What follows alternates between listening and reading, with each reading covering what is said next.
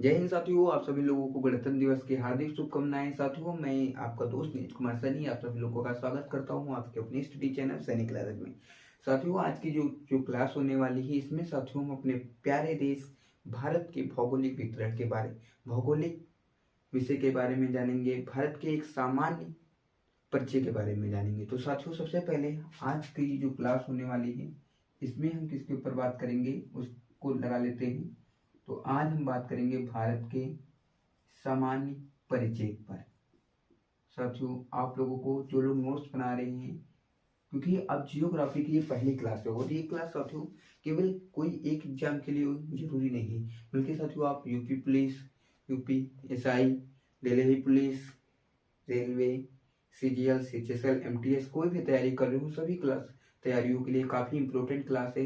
चाहे आप school level की पढ़ाई कर रहे हो साथियों, चाहे कक्षा 6 का बच्चा देखे ये क्लास, चाहे जितना भी बड़ा बच्चा देखे, या फिर जो व्यक्ति भारत को सही से जानना चाहता है, अपने देश को जानना चाहता है, उस सारे व्यक्तियों के लिए ये क्लास काफ़ी इंपॉर्टेंट होने वाली है। तो साथियों, सबसे पहले हम लोग भारत की मैप के ऊपर बात करेंगे। तो साथियों, जो भरा नहीं है भाव से जिसमें बहती रसधार नहीं, जो भरा नहीं है भाव से जिसमें बहती रसधार, वह हृदय नहीं पत्थर है जिसमें स्वदेश का प्यार नहीं। तो साथियों, सबसे पहले हम भारत के ऊपर बात करेंगे। तो साथियों, सबसे पहले हमको किसके ऊपर बात करनी है? अपने प्यारे से मुल्क भारत के ऊपर। और साथियों, सबसे पहले हम अपने प्यारे से मुल्क भारत के ऊपर बात करेंगे। तो साथियों, हमने एक इसी तरह से भारत का मैप ड्रा कर लिया है समझाने के लिए। साथियों, अभी मैं भी नया हूँ, आप भी नए हैं, धीरे धीरे एक दिन ऐसा होगा जब हम बहुत ही अच्छी तरीके से भारत का मैप ड्रा कर लेंगे। तो सबसे पहले साथियों, आज मैं बात करूंगा भारत के ऊपर। तो साथियों, भारत बहुत ही महान देश। साथियों, हमारा जो देश है एक ऐसा देश है जिसकी माटी को भी हम लोग माँ कहते हैं। साथियों, हमारा भारत हमको जान से प्यारा है साथियों। और साथियों, तो सबसे पहले हम लोग जानेंगे कि भारत का इतिहास साथियों बहुत ही गौरवशाली इतिहास रहा है। साथियों, अगर हम बात करें भारत, तो भारत को अनेकों नामों से जाना जाता है। भारत, आर्यावर्त, पुराने प्राचीन समय में भारत को आर्यावर्त कहा करते थे। और साथियों, भारत को भारतवर्ष भी कहा गया है, जम्बूद्वीप, इंडिया, हिंद, अनेकों नामों से भारत को अलंकृत किया गया है। तो साथियों, सबसे पहले आज हम लोग बात करेंगे भारत के अक्षांशीय विस्तार पर, कि भारत का अक्षांशीय विस्तार। अगर मैं साथियों, जैसे अब मैं एक बात बताना चाहता हूँ भारत को, कि साथियों जो पृथ्वी है, पृथ्वी एक गोला है। अगर अक्षांशीय विस्तार के अनुसार देखें तो भारत किस गोलार्ध में आएगा? साथियों, ये प्रश्न पूछा जा सकता है आपसे, तो याद रखना, अक्षांशीय विस्तार के अनुसार भारत की जो स्थिति होगी वो कहाँ पर होगी? उत्तरी गोलार्ध में। कहाँ पर होगी? उत्तरी गोलार्ध में। साथियों, याद रखना, अक्षांशीय विस्तार के अनुसार जो हमारा भारत है उसकी स्थिति कहाँ होगी? उत्तरी गोलार्ध में। क्या याद रखना है साथियों? आप लोगों को याद रखना है कि अगर हम लोग अक्षांशीय विस्तार के अनुसार देखेंगे अपने भारत की स्थिति को, तो अक्षांशीय विस्तार के अनुसार हमारे भारत की स्थिति जो होगी वो कहाँ होगी? वो होगी उत्तरी गोलार्ध में। साथियों, याद रखना है, अक्षांशीय विस्तार के अनुसार जो हमारे भारत की स्थिति होने वाली है वो कहाँ होने वाली है? वो साथियों होने वाली है उत्तरी गोलार्ध में। साथियों, अगर मैं बात करूं अक्षांशीय विस्तार के अनुसार भारत की जो स्थिति होने वाली है वो कहाँ होने वाली है? उत्तरी गोलार्ध में। साथियों, ये बात आप लोगों को याद रखना है। अगर मैं बात करूं देशांतरी विस्तार, अगर मैं बात करूं देशांतरी विस्तार अगर मैं बात करूं देशांतरी विस्तार अगर मैं बात करूं कि देशांतरी विस्तार के अनुसार भारत की स्थिति कौन से गोलार्ध में होगी? तो पूर्वी गोलार्ध। अगर मैं बात करूं अक्षांशीय विस्तार, तो अक्षांशीय विस्तार के अनुसार भारत की स्थिति किस गोलार्ध में है? उत्तरी गोलार्ध। और अगर मैं बात करूं देशांतरी विस्तार, तो देशांतरी विस्तार के अनुसार भारत की स्थिति किस गोलार्ध में है? पूर्वी गोलार्ध। तो साथियों, ये जो मैंने उत्तरी गोलार्ध और पूर्वी गोलार्ध बताया है, ये आप लोगों को थोड़ा समझ में नहीं आ रहा होगा। बिकॉज ये इसलिए समझ में नहीं आ रहा साथियों, क्योंकि ये जो है, ये जब मैं आपको लैटिट्यूड और लैंगिट्यूड यानी कि अक्षांश एवं देशांतर की क्लास कराऊंगा, उस क्लास में आपको मैं पूरा टॉपिक क्लियर करूंगा। लेकिन सबसे पहले आज साथियों जिस टॉपिक पर हम बात करने के लिए आए हैं, भारत एक सामान्य परिचय, सबसे पहले हम उस टॉपिक पर बात करेंगे। ठीक है साथियों, और ये साथियों सबसे पहले आज हम बात करेंगे भारत के सामान्य परिचय पर। इस टॉपिक पर बात करने के लिए हम लोग साथियों यहाँ पर आए हैं। सबसे पहले हम लोग उसी टॉपिक पर बात करेंगे। इस टॉपिक पर बात करने के लिए हम लोग साथियों हम लोग यहाँ पर आए हैं। उसी टॉपिक पर सबसे पहले साथियों हम लोग बात करेंगे। तो भारत एक सामान्य परिचय पर सबसे पहले तो साथियों अगर मैं बात करूँ भारतीय उपमहाद्वीप की, अगर मैं बात करूँ साथियों भारतीय उपमहाद्वीप, साथियों आप लोगों ने सुना होगा कि भारत क्या है, उपमहाद्वीप है। कहीं कहीं पर पढ़ा होगा कि भारतीय उपमहाद्वीप, आप लोगों ने साथियों कहीं कहीं पर पढ़ा है भारतीय उपमहाद्वीप। अगर मैं बात करूं भारतीय उपमहाद्वीप की, तो साथियों भारतीय उपमहाद्वीप जो है उसमें 5 देश आपके आते हैं। पहला देश आता है भारत बांग्लादेश भूटान,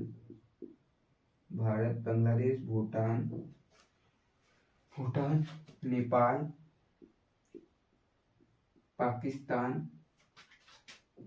साथियों तो ये सारे देश किस में आते हैं, भारतीय उपमहाद्वीप। अगर मैं बात करूं कि भारतीय उपमहाद्वीप का निर्माण किस तरह से होता है, तो भारतीय उपमहाद्वीप का जो निर्माण होता है वो भारत, बांग्लादेश, भूटान, नेपाल और पाकिस्तान के मिलने से होता है। साथियों क्या रखना आप लोगों को, अगर मैं बात करूं भारतीय उपमहाद्वीप का जो निर्माण होता है वो किस तरह से होता है, तो साथियों आप लोगों को क्या याद रखना है कि भारतीय उपमहाद्वीप का जो निर्माण होता है सर वो भारत, बांग्लादेश, भूटान, नेपाल और पाकिस्तान के आपस में मिलने से होता है। आप लोगों को याद रखना है कि भारतीय उपमहाद्वीप का निर्माण होता है सर वो भूटान, पाकिस्तान और बांग्लादेश के साथ आपस में मिलने से होता है। अगर मैं साथियों बात करूं आप लोगों से कि जो है भारतीय उपमहाद्वीप का निर्माण किस तरह से होता है, तो आपने बता दिया। अब साथियों मैं बात करता हूँ भारत के ऊपर मैं बात करने जा रहा हूँ साथियों, और आप लोगों को एक तरफ नोट्स भी बनाकर रखने हैं। तो भारतीय उपमहाद्वीप का होता है अक्षांशीय विस्तार मालूम हो गया, देशांतरीय विस्तार मालूम हो गया। अगर मैं आप लोगों से साथियों प्रश्न पूछूं कि भारत का क्षेत्रफल कितना है, तो साथियों आप लोग बताएंगे कि भारत का क्षेत्रफल जो है सर वो है 32,87,263 वर्ग किलोमीटर।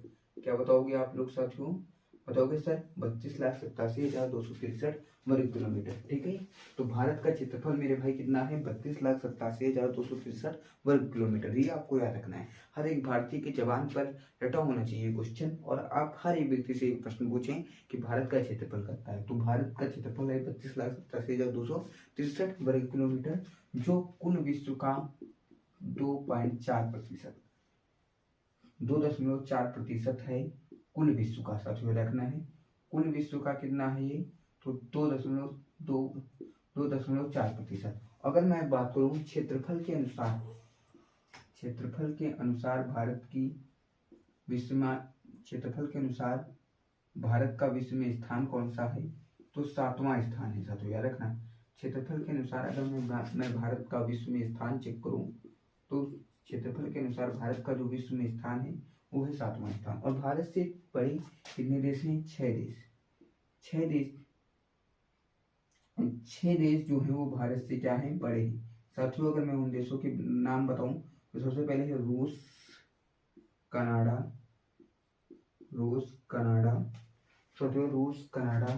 चीन, यूएसए, ब्राजील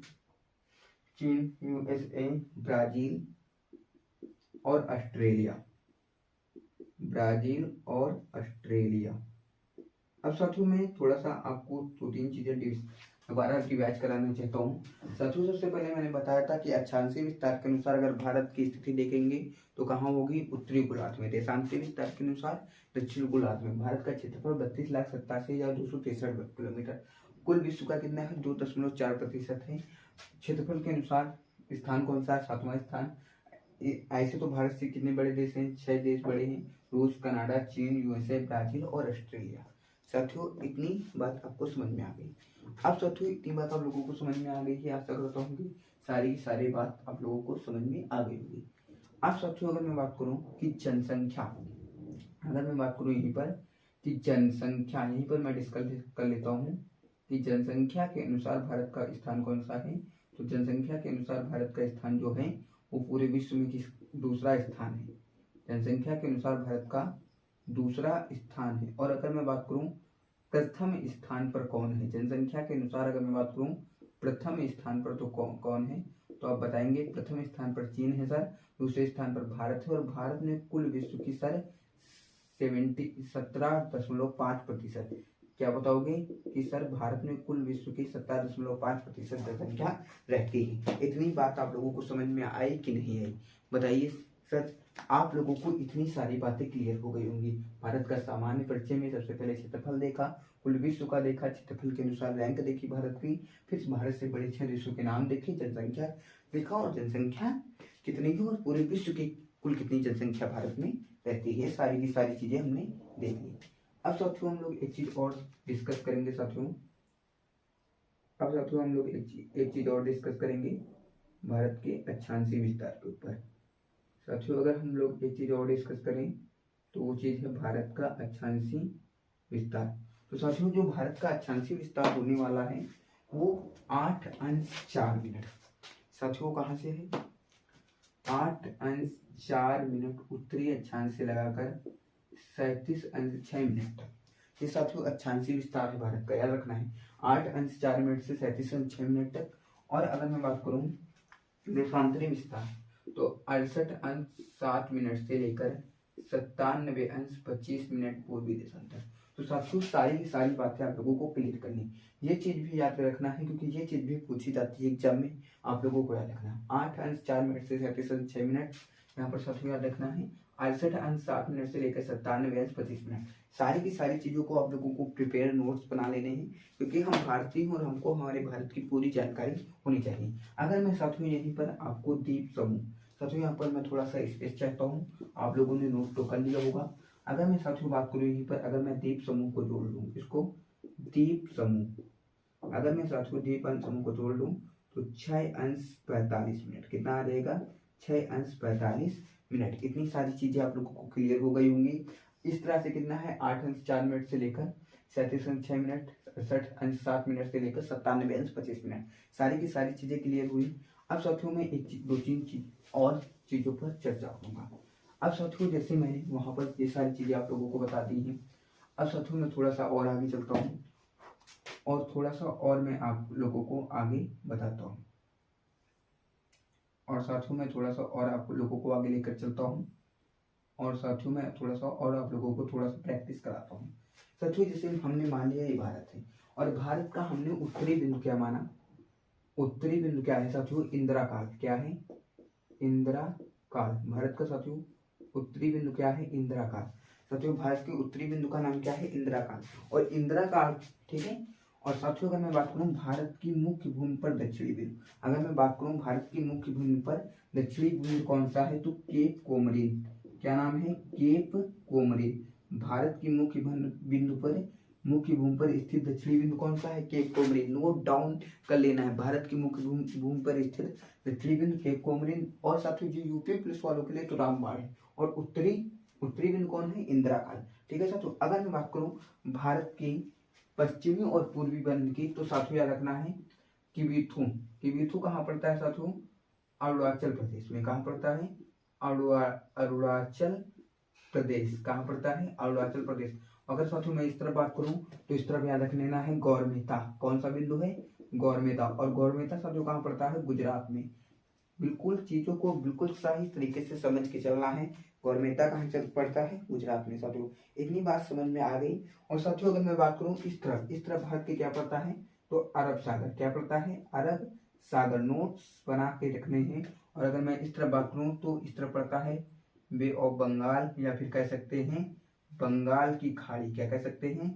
बंगाल की खाड़ी। तो सारी की सारी चीजें आप लोगों को क्लियर हो गई होंगी। तो सबसे पहले हमने उत्तरी बिंदु, दक्षिणी बिंदु, अब मैं सबसे पहले एक बार फिर से रिवाइज करा देता हूँ। उत्तरी बिंदु क्या है? इंदिरा काल। अगर मैं मुख्य भूमि पर सबसे दक्षिणी बिंदु पूछूं केप कोमरिन, पूर्वी बिंदु किबिथु अरुणाचल प्रदेश, और पश्चिमी बिंदु गौरमेता गुजरात। साथियों इतनी सारी बातें आप लोगों को क्लियर हो गई होंगी। फिर से मैं एक बार इन सारी जो अंतिम सीमा बिंदु हैं इनकी एक बार मैं समरी आप लोगों को कराना चाहता हूँ, एक बार नोट्स बनवाना चाहता हूँ। आप लोग नोट्स बना लीजिए बिल्कुल अच्छी तरीके से, क्योंकि भारत से रिलेटेड अगर कोई भी क्वेश्चन करेंगे, कोई पूछेगा तो हम भारतीय नहीं छोड़ेंगे साथियों, चाहे जो एग्जाम हो हम लोग भारत के सामान्य बच्चे से रिलेटेड कोई भी क्वेश्चन नहीं छोड़ेंगे। तो सबसे पहले अब मैं बात करता हूँ भारत की मुख्य भूमि पर स्थित दक्षिणतम बिंदु की।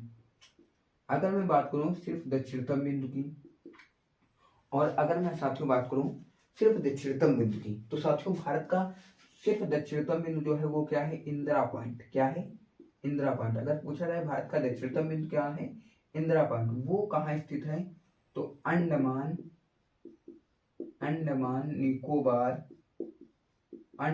निकोबार या फिर ग्रेट निकोबार, लिख लीजिए ग्रेट निकोबार द्वीप समूह, लिख लीजिए ग्रेट निकोबार द्वीप समूह। तो भारत का दक्षिणतम बिंदु अगर पूछा जाए तो इंदिरा पॉइंट, ग्रेट निकोबार द्वीप समूह। अगर पूछा जाए कि भारत की मुख्य भूमि पर स्थित दक्षिणतम बिंदु, तो केप कोमरिन। कौन सा है, केप कोमरिन। केप कोमरिन कहाँ स्थित है, कन्याकुमारी में। कहाँ पर, कन्याकुमारी में। केप कोमरिन कहाँ स्थित है, कन्याकुमारी में।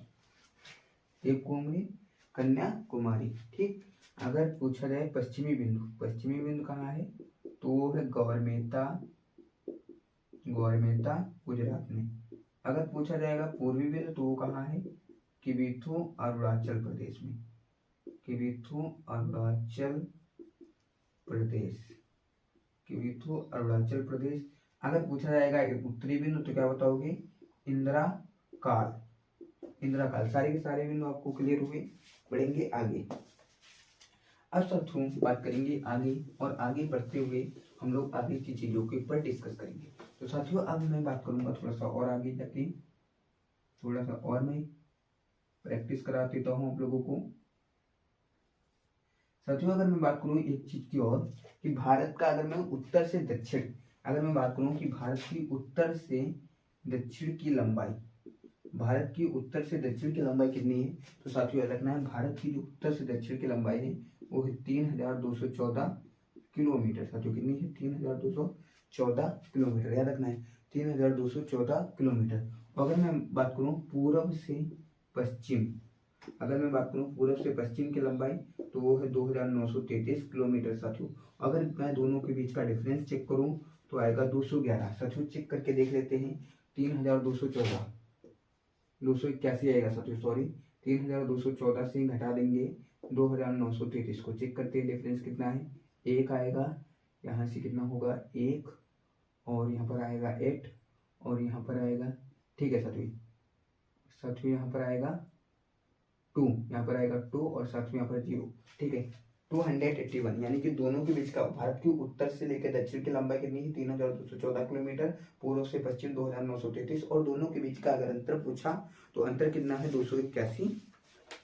अब साथियों हम लोग आगे चलते हैं, और साथियों आगे चलते हुए हम लोग अब देखेंगे कर्क रेखा को। साथियों अब आप लोगों को याद रखना है कर्क रेखा जो है वो 23.5 अंश उत्तरी अक्षांश से गुजरती है, जो भारत को 2 बराबर भागों में बांटती है।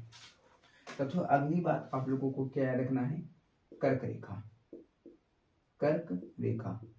जो है वो 23.5 अंश उत्तरी अक्षांश से गुजरती है। तो साथियों कर्क रेखा के ऊपर भी आप लोगों को नोट्स बना लेने हैं, कर्क रेखा के ऊपर भी नोट्स बना लेने हैं। ये कहाँ से गुजरती है, 23.5 अंश उत्तरी अक्षांश से। कहाँ से साथियों, 23.5 अंश उत्तरी अक्षांश से गुजरती है। और साथियों सबसे पहले 23.5 अंश उत्तरी अक्षांश से गुजरती है, और ये भारत के कितने राज्यों से होकर जाती है, तो आपको याद रखना है ये 8 राज्यों से होकर जाती है। कितने राज्यों से, 8 राज्यों से होकर जाती है। और ये भी कह सकते हैं कि ये भारत को 2 बराबर भागों में डिवाइड करती है। कर्क रेखा के ऊपर वाला भाग जो होता है वो उपोष्ण कटिबंध कहलाता है, और नीचे वाला भाग क्या कहलाता है साथियों, उष्ण कटिबंध। और कर्क रेखा की मैंने एक ट्रिक की एक अलग वीडियो आप लोगों को डाली थी, वो आप लोगों ने देखी होगी, मित्र पर गमछा झार। मैंने ट्रिक क्या बताई थी आप लोगों को, मित्र पर गमछा झार। मी से क्या होता है, मिजोरम। साथियों नोट्स बनाते रहिए जल्दी जल्दी। मी से मिजोरम, त्रा से त्रिपुरा, पा से पश्चिम बंगाल। साथियों याद रखना, पा से पश्चिम बंगाल, रा से राजस्थान, रा से राजस्थान, गा से गुजरात, माँ से साथियों याद रखना है, माँ से मध्य प्रदेश, माँ से मध्य प्रदेश, छ से छत्तीसगढ़, साथियों याद रखना है, छ से छत्तीसगढ़, और झा से झारखंड, झार से झारखंड। तो साथियों याद रखना है मित्र प्रथम, छा छाल, मी से मिजोरम, त्रा से त्रिपुरा, पा से पश्चिम बंगाल, रा से राजस्थान, गा से गुजरात, माँ से मध्य प्रदेश, छा से छत्तीसगढ़, झार से झारखंड। तो साथियों ये कर्क रेखा क्या है? तो कर्क रेखा 23.73 से गुजरती है। ये भारत के 8 राज्यों से होकर जाती है। यहाँ पर ऑप्शन से आपसे क्वेश्चन पूछ सकता है, आप लोगों को ये ट्रिक पूरी तरीके से तैयार कर लेनी है। अब साथियों कर्क रेखा के बाद हम बात करेंगे मानक मध्याह्न रेखा। मानक मध्याह्न रेखा या फिर मानक समय रेखा भी कह सकते हैं। तो साथियों मानक समय रेखा, साथियों अगर मैं बात करूं मानक समय रेखा, तो साथियों मानक समय रेखा के साथ हमको एक चीज सबसे पहले बात करेंगे मानक समय रेखा।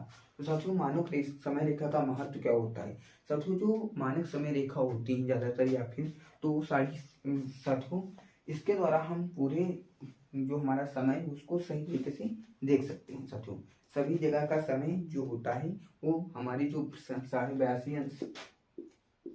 82.5 अंश साथियों नोट्स बनाने जो लोग नोट्स बनाए 82.5 अंश पूर्वी देशांतर जो है उसी के कारण हमारा जो भारत है यहाँ का पूरा क्या होता है, समय जो होता है वो एक जैसा होता है। वो क्यों होता है? क्योंकि मानक समय देशांतर के कारण यहाँ पर पूरा का पूरा समय कैसा होता है, एक जैसा होता है। तो इतनी चीजें आप लोगों को क्लियर हो गई होंगी। अब साथियों मैं बात करता हूँ GMT। अब साथियों मैं बात करता हूँ ये मानक समय रेखा आपकी भारत की कहाँ से ली गई? 82.5 अंश से काट के भारत का समय 82.5 अंश पूर्वी देशांतर से लिया गया है। अगर मैं बात करूँ GMT यानी कि ग्रीनविच मीन टाइम, इसको क्या कह सकते हैं? GMT का फुल फॉर्म क्या होता है पूछा जा सकता है। तो याद रखना ग्रीनविच याद रखना है। GMT का फुल फॉर्म आप लोगों को याद रखना है ग्रीनविच मीन टाइम। क्या याद रखना है? Greenwich mean time. और ग्रीनविच मीन टाइम से क्या लिया गया है? पूरे विश्व का समय लिया गया है और ये 0 अंश देशांतर है। और साथियों अगर पूछा जाए कि भारत का समय जो है IST 5 घंटा 30 मिनट आगे है, यानी कि भारत का समय जो है वो GMT से कितना आगे है? तो 5 घंटा 30 मिनट। कितना आगे है? 5 घंटा 30 मिनट। नोट कर लेना है आप लोगों को, भारत का समय जो है वो GMT से कितना आगे है? 5 घंटा 30 मिनट। याद रखना है भारत का समय जो है वो GMT से कितना आगे है? 5 घंटा 30 मिनट याद करना है। फिर उसके बाद अगर मैं बात करूँ IST यानी कि ये जो 82.5 अंश रेखा मैंने बताई है आपको। अब अगर मैं बात करूँ ये किन किन राज्यों से होकर गुजरती है, तो इसकी ट्रिक भी आपको याद रखना है। यूपी में छतरी उड़ी आंधी से, यूपी में छतरी उड़ी आंधी से, यूपी में छतरी उड़ी आंधी से। यूपी का मतलब क्या होता है? उत्तर प्रदेश। जानते हैं यूपी का मतलब उत्तर प्रदेश, मे का मतलब मध्य प्रदेश, छतरी का मतलब छत्तीसगढ़। साथियों छतरी का मतलब क्या हुआ? छत्तीसगढ़। उड़ी का मतलब उड़ीसा कह सकते हैं, और उड़ीसा, और आंधी से यानी कि आंध्र प्रदेश। तो साथियों IST भी क्लियर हुई। IST क्या है? IST वह रेखा है जहाँ से पूरे भारत का समय लिया गया है। इतनी सारी चीजें आप लोगों को क्लियर हो गई होंगी। तो साथियों अब मैं आगे चलता हूँ। तो इतनी सारी चीजें आप लोगों को क्लियर हो गई होंगी। अब साथियों अगला जो प्रश्न आता है वो आता है भारत की स्थलीय सीमा कितनी है। साथियों अगला जो प्रश्न आता है वो आता है भारत की स्थलीय सीमा। अगला जो प्रश्न आता है वो आता है भारत की स्थलीय सीमा कितनी है। तो साथियों याद रखना है भारत की जो स्थलीय सीमा है वो 15,200 किलोमीटर है। कितनी है? 15,200 किलोमीटर है। अगर पूछा जाए साथियों सबसे लंबी तट रेखा वाला राज्य कौन सा है, तो साथियों एक प्रश्न और पूछा जा सकता है कि सबसे लंबी सबसे लंबी तट रेखा वाला राज्य, आपसे एक एग्जाम में पूछा जा सकता है सबसे लंबी तट रेखा वाला राज्य कौन सा है। तो साथियों नोट्स बनाकर रख लीजिए गुजरात। साथियों कभी भी एग्जाम में क्वेश्चन आए कि सबसे लंबी तट रेखा वाला राज्य कौन सा है, तो आप लोगों को याद रखना है गुजरात। साथियों मैंने पूरा का पूरा भारत को समेटने का प्रयास करूंगा। यहाँ पर मैं पूरे के पूरे भारत के सामान्य परिचय को। अब साथियों मैं आगे बात करता हूँ प्रायद्वीप के ऊपर। किसके ऊपर? प्रायद्वीप।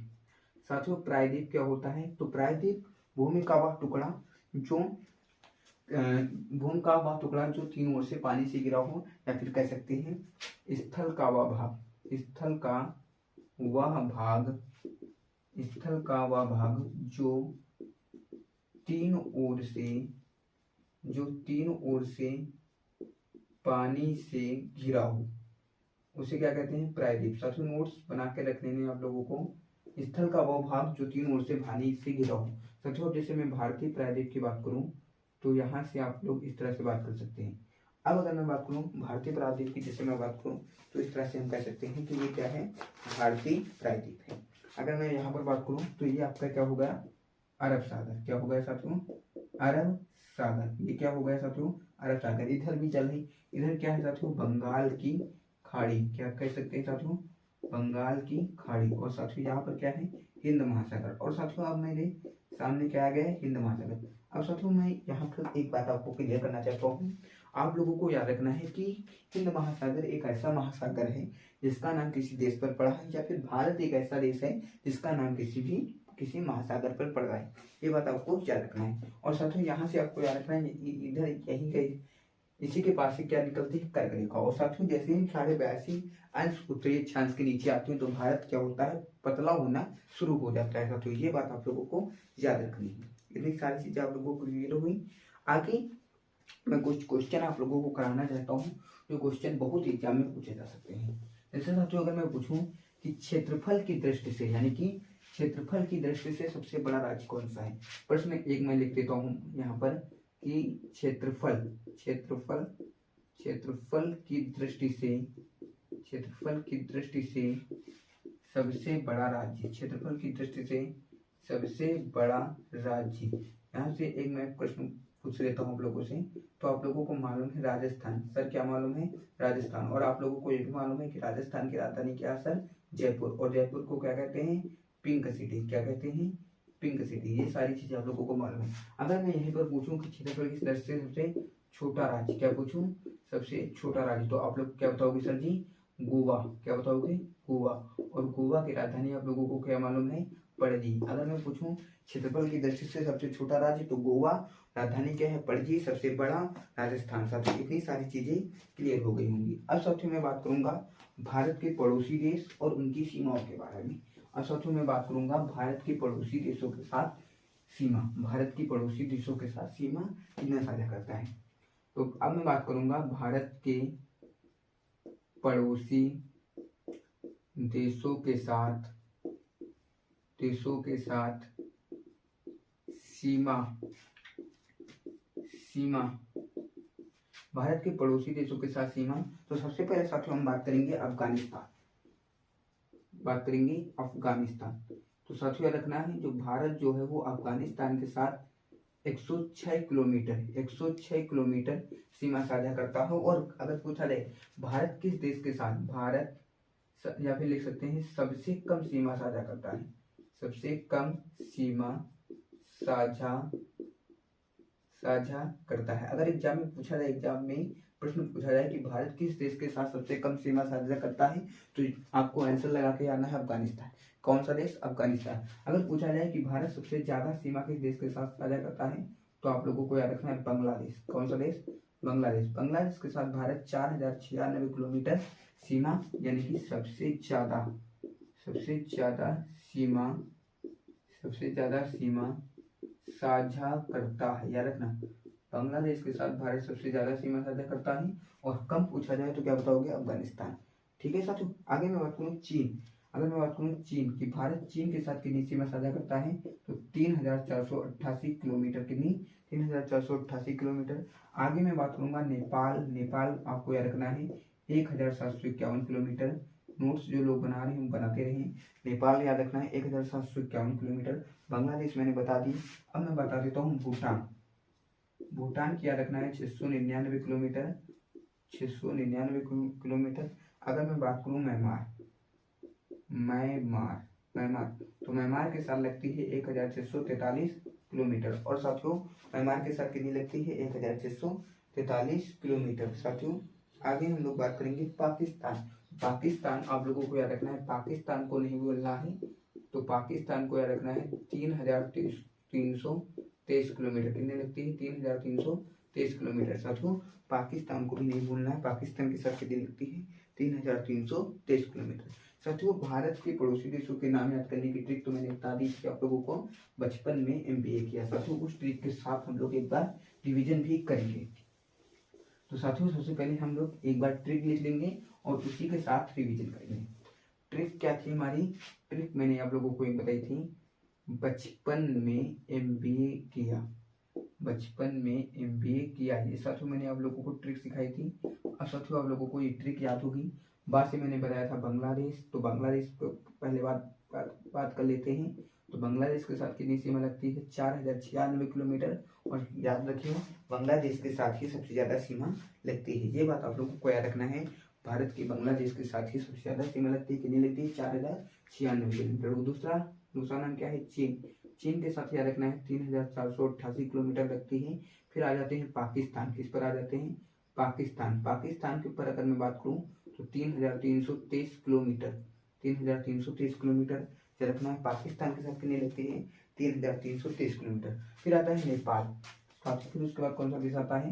नेपाल। तो नेपाल साथ में रखना है 1751 किलोमीटर, नेपाल 1751 किलोमीटर। फिर आता है म्यांमार। म्यांमार याद रखना है 1643 किलोमीटर। फिर आता है अफगानिस्तान। साथियों फिर क्या आता है? अफगानिस्तान। साथियों फिर आता है अफगानिस्तान। अफगानिस्तान के साथ 106 किलोमीटर। और फिर आता है साथियों एमबीएम, भूटान। साथियों क्या आता है? भूटान। और भूटान के साथ याद रखना है 699 किलोमीटर। साथियों सारी की सारी चीजें क्लियर हो गई होंगी। साथियों अगर कोई गलती हो वीडियो में तो कमेंट बॉक्स में जरूर बता देना, क्योंकि साथियों मैं तो अपनी कंटेंट में कोई भी गलती नहीं कर रहा हूँ, लेकिन अगर कोई भी गलती या फिर बाई चांस जल्दबाजी में या किसी तरह से हो जाए तो आप लोग कमेंट बॉक्स में जरूर बताना। तो साथियों सारी की सारी चीजें बता देता हूँ। बांग्लादेश के साथ 4096 किलोमीटर, या फिर अगर पूछा जाए सबसे ज्यादा सीमा साझा करता है, लिख लेना सबसे ज्यादा सीमा साझा करता है। भारत सबसे ज्यादा सीमा किसके साथ साझा करता है? नोट बना लेने हैं आप लोगों को, बांग्लादेश के साथ। और साथियों अगर कम पूछी जाए तो किसका याद रखना है? अफगानिस्तान सबसे कम सीमा साझा करता है। अब साथियों जहां से अगर मैं पूछूं कि भारत और चीन के बीच की जो सीमा रेखा उसको क्या कहते हैं? तो उसको कहते हैं मैकमोहन रेखा। क्या कहते हैं साथियों? मैकमोहन रेखा। अगर मैं पूछूं भारत और पाकिस्तान के बीच की सीमा रेखा को क्या कहते हैं? तो रेडक्लिफ रेखा। क्या कहते हैं? रेडक्लिफ रेखा। क्या कहते हैं? रेडक्लिफ रेखा, मैकमोहन रेखा। भारत और चीन के बीच की सीमा रेखा मैकमोहन रेखा, और भारत और पाकिस्तान के बीच की सीमा रेखा रेडक्लिफ रेखा। अगर मैं पूछूं भारत और अफगानिस्तान के बीच की सीमा रेखा को क्या कहते हैं? तो साथियों रखना है डूरंड रेखा। क्या कहते हैं? डूरंड रेखा। ठीक है, आप लोगों को क्लियर करना है। भारत और अफगानिस्तान के बीच की सीमा रेखा को क्या कहते हैं? डूरंड रेखा। साथियों पूरी की पूरी चीजें आप लोगों को क्लियर करके रखना है। अब साथियों में थोड़ा सा गणतंत्र दिवस है, और गणतंत्र दिवस के उपलक्ष्य में साथियों में थोड़े से और अच्छी चीजें आप लोगों को नोट्स कराने वाला हूँ, जो चीजें आप लोगों को मालूम होनी चाहिए।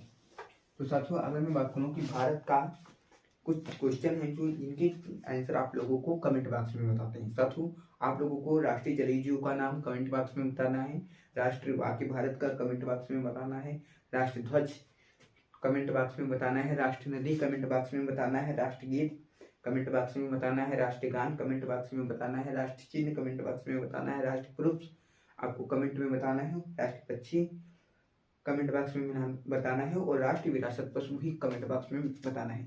साथियों इसी के साथ मैं विदा लेता हूँ। आशा करता हूँ कि ये क्लास आप लोगों को पसंद आई होगी। अगर वीडियो पसंद आई हो तो ज़्यादा से ज़्यादा लोगों तक शेयर करें और ज़्यादा से ज़्यादा लोगों तक जोड़ें। जय हिंद, जय भारत।